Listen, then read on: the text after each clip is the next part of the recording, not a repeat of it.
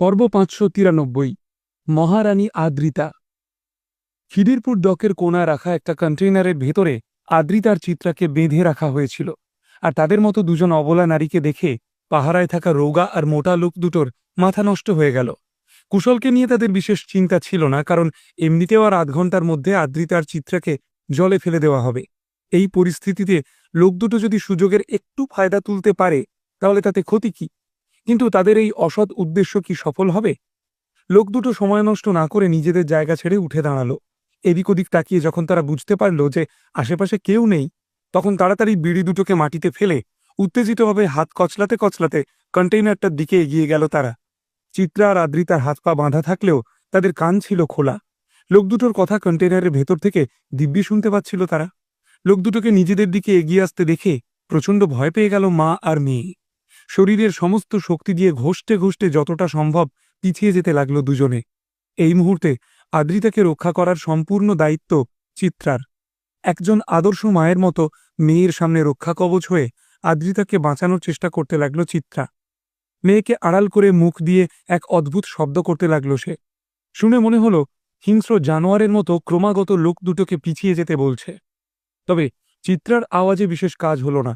মোটা লোকটা নিজের নোংরা হাত দুটো আদ্রিতার দিকে বাড়াতেই একটা প্রচণ্ড হুঙ্কার শোনা গেল। তোদের এত বড় সাহস! এরকম ফাঁকা জায়গায় এমন ভয়ানক গর্জন শুনে সেই রোগা আর মোটা লোক দুটো প্রচণ্ড ভয় পেয়ে গেল।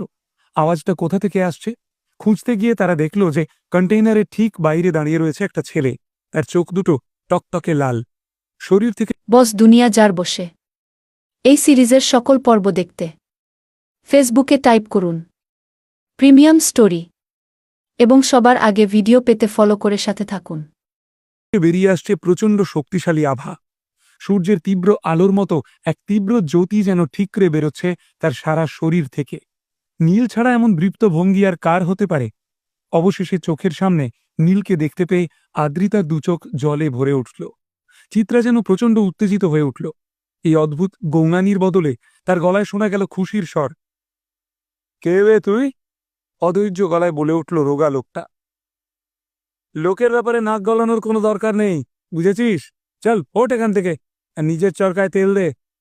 আমাদের শরীর গরম হয়ে গেলে না হয় তুইও একটু হাত সেঁকে নিস। কলকাতার এই খিদিরপুর ডক আয়তনে বিশাল।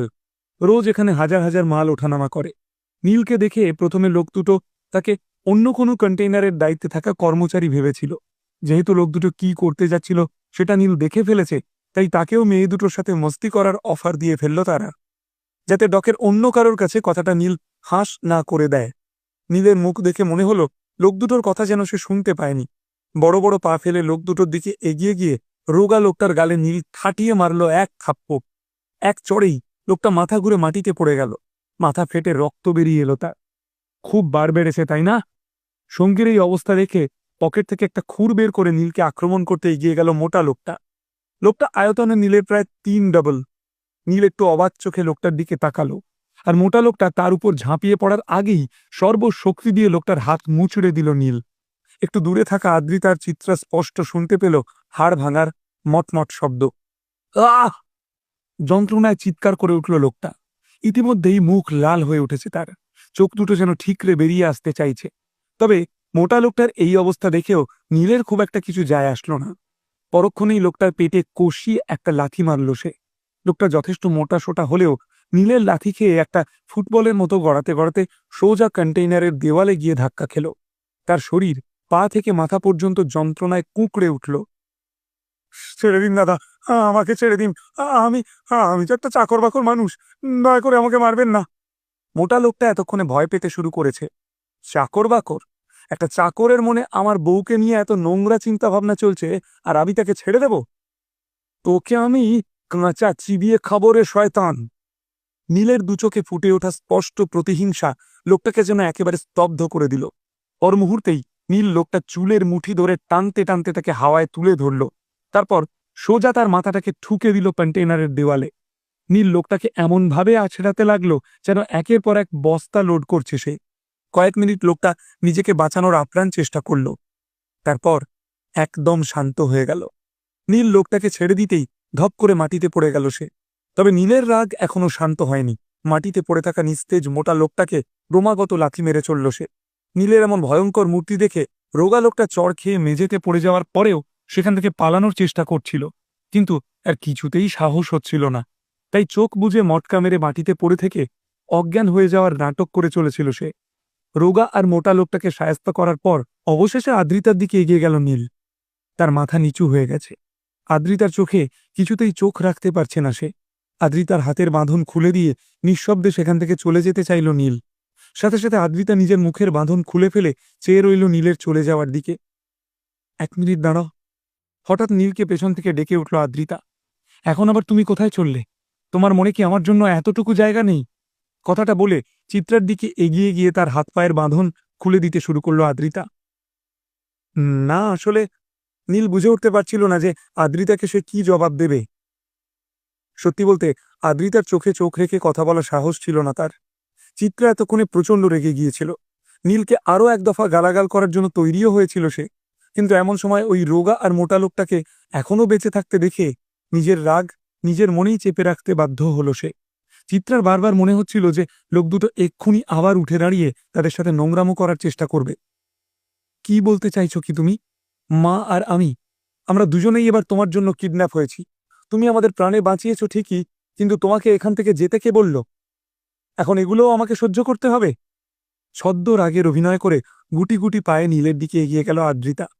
পরক্ষণেই নীলের হাত শক্ত করে ধরে সে বলল, চুপচাপ আমার সাথে বাড়ি চলো, তারপর তোমাকে দেখাচ্ছি মজা।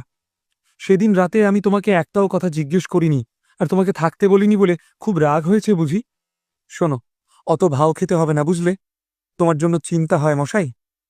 আদ্রিতার ভালোবাসা মাখানো কথাগুলো নীলের বুক চিরে প্রবেশ করলেও এতক্ষণে মুখে তার হাসি ফুটে উঠেছে।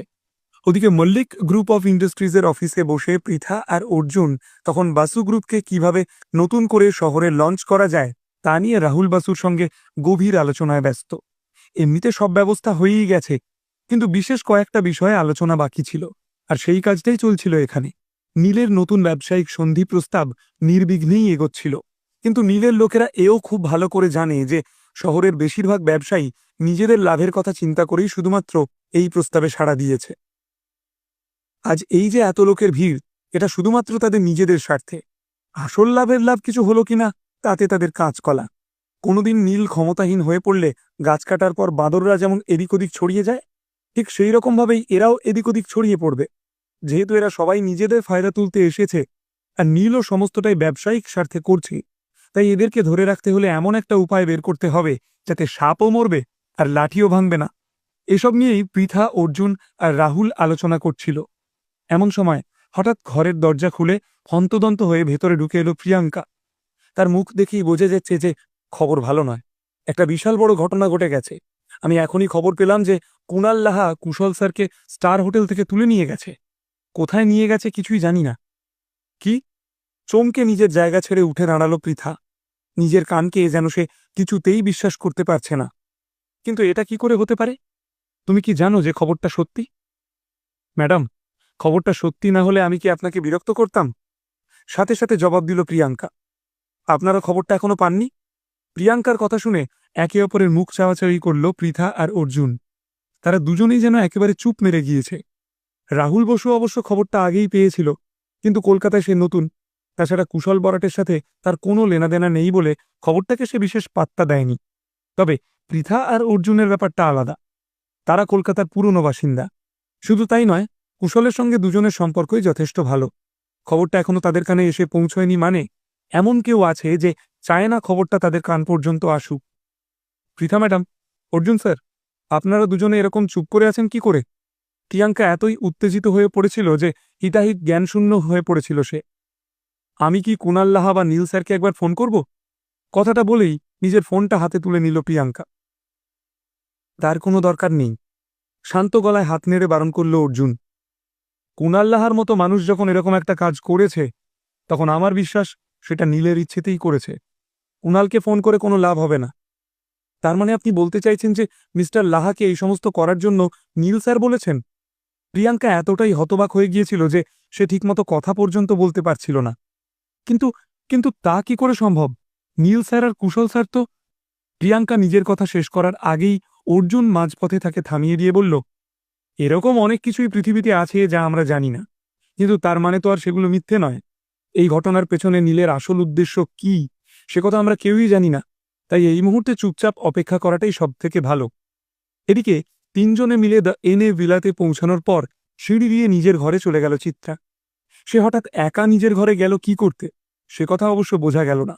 জামাকাপড় বদলে নিচের ঘরে ফিরে এলো আদ্রিতা। তারপর একটা সোফায় আরাম করে বসে হাতের সামনে থাকা আঙুরগুলো নিয়ে একটা একটা করে নিজের মুখে চালান করতে লাগলো সে। একদিকে আদ্রিতা যখন মহারানীর মতো সোফায় বসে আরাম করছে, তখন অন্যদিকে একের পর এক কাজ করে চলেছে নীল। তার এক হাতে ঝাঁটা আর অন্য হাতে তোয়ালে। এই মুহূর্তে ঘর ঝাঁট দিতে ব্যস্ত সে। ঝাঁট দেওয়া হলো? ফ্রিজে দেখো তো আর কি কি ফল রয়েছে, কয়েকটা আমাকে কেটে দাও। আচ্ছা, তুমি বাজারে যাবে কখন? আজ ভালো কিছু একটা রান্না করো তো, একটু তাড়াতাড়ি করো না, আমার খুব খিদে পেয়েছে। তুমি না পুরুষ মানুষ, তাড়াতাড়ি করো। পায়ের উপর পা তুলে একের পর এক নির্দেশ দিয়ে চলেছিল আদ্রিতা। কোনো চিন্তা করো না সোনা, খাবার এক্ষুনি রান্না হয়ে যাবে। ঘরটা একটু গুছিয়ে নিয়েই আমি রান্না শুরু করছি। অনলাইনে অর্ডার করে সবজি আমি আনিয়ে নিয়েছি, মাসকাবারি বাজারও করা হয়ে গেছে। তোমার কি খেতে ইচ্ছে করছে বলো? আমি তো ভেবেছিলাম আজ বাসন্তী পোলাও আর কষা মাংস বানাবো, কি বলো? নীল কাজে ব্যস্ত থাকাকালীন আদ্রিতা তাকে বারবার বিরক্ত করলেও সে একটুও বিরক্ত হচ্ছিল না, বরং ঠোঁটে লেগে থাকা একটা আলগা হাসি জানান দিচ্ছিল যে বউয়ের হুকুম তামিল করতে বেশ ভালোই লাগছে তার। তাহলে কি নীল আর আদ্রিতার মধ্যে সবকিছু মিটমাট হয়ে গেছে? সব পুরনো কথা ভুলে গিয়ে কি জোড়া লাগবে দুটো মন? কিন্তু এত সহজে কি দুজনকে এক হতে দেবে চিত্রা? এটা কি আরও একবার মেয়ের ডিভোর্স করানোর জন্য উঠে পড়ে লাগবে সে? বস দুনিয়া যার বসে এই সিরিজের সকল পর্ব দেখতে ফেসবুকে টাইপ করুন প্রিমিয়াম স্টোরি এবং সবার আগে ভিডিও পেতে ফলো করে সাথে থাকুন।